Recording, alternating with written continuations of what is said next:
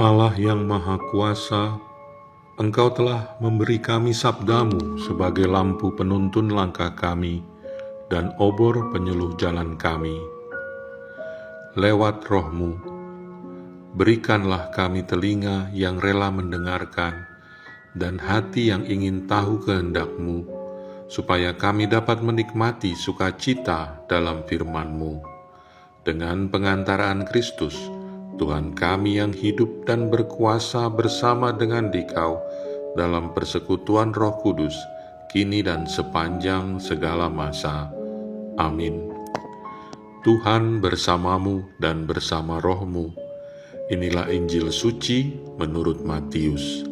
Dimuliakanlah Tuhan. Aku berkata kepadamu, sesungguhnya di antara mereka yang dilahirkan oleh perempuan, tidak pernah tampil seorang yang lebih besar daripada Yohanes Pembaptis. Namun, yang terkecil dalam kerajaan surga lebih besar daripadanya. Sejak tampilnya Yohanes Pembaptis hingga sekarang, kerajaan surga diserong, dan orang yang menyerongnya mencoba menguasainya. Sebab semua nabi dan kitab Taurat bernubuat hingga tampilnya Yohanes, dan jika kamu mau menerimanya, ialah Elia yang akan datang itu. Siapa bertelinga, hendaklah ia mendengar. Demikianlah sabda Tuhan. Terpujilah Kristus. Saudara-saudari yang terkasih, di masa Advent, kita diingatkan untuk mempersiapkan hati menyambut kedatangan Tuhan. Injil hari ini memberi kita gambaran tentang sosok Yohanes Pembaptis yang dinyatakan oleh Yesus sebagai yang terbesar di antara mereka yang dilahirkan oleh perempuan. Meski demikian, Yesus juga menambahkan bahwa yang terkecil dalam kerajaan surga lebih besar daripadanya. Pernyataan ini mengajak kita untuk merenungkan makna sejati kebesaran di hadapan Allah, bukan dalam ukuran dunia, tetapi dalam kesetiaan dan pengharapan. Yohanes Pembaptis adalah seorang nabi yang luar biasa. Hidupnya dipenuhi dengan kesederhanaan dan keberanian untuk menyerukan pertobatan. Dia menjadi pembuka jalan bagi kedatangan Mesias, seperti nubuat yang tertulis dalam kitab-kitab Perjanjian Lama.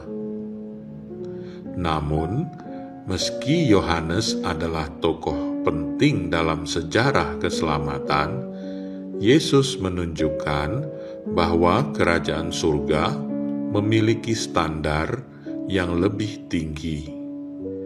Kebesaran seseorang di kerajaan Allah tidak ditentukan oleh peran besar di dunia, melainkan oleh kedekatan hati dengan Tuhan dan hidup dalam kasih-Nya.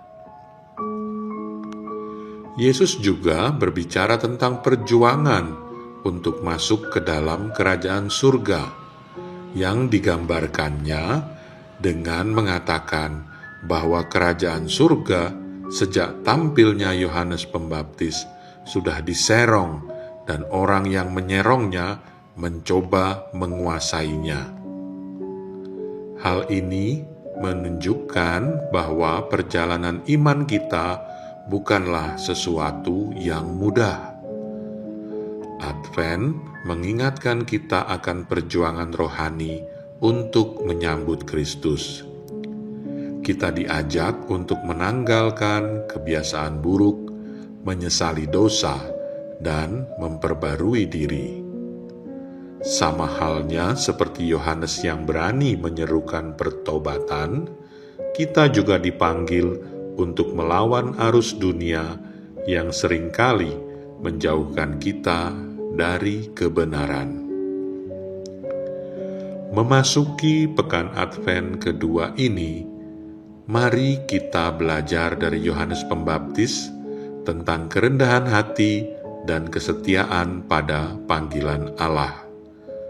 Kita diajak untuk tidak hanya mempersiapkan hati menyambut kelahiran Kristus, tetapi juga menyadari bahwa setiap keputusan kecil dalam hidup kita mencerminkan perjuangan menuju kerajaan Allah.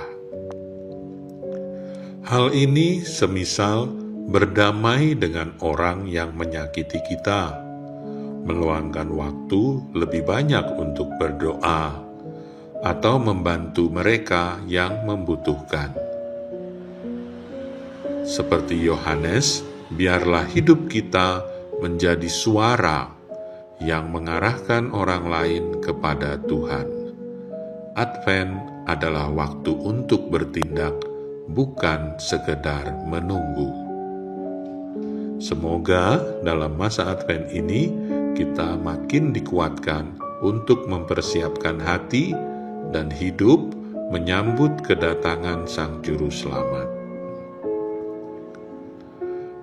Allah Bapa yang Maha Baik, semoga kami senantiasa dibangun dalam kesatuan dengan Dikau sebagai sumber kehidupan dan keselamatan kami. Ajarilah kami untuk merasa lapar dan haus akan sabda-Mu, sehingga kami selalu mencari Dikau dalam kehidupan kami sehari-hari. Dengan pengantaraan Kristus Tuhan kami. Amin. Tuhan bersamamu dan bersama rohmu. Semoga saudara-saudari sekalian dilindungi, dibimbing, dan diberkati oleh Allah yang Maha Kuasa, Bapa, Putra, dan Roh Kudus. Amin.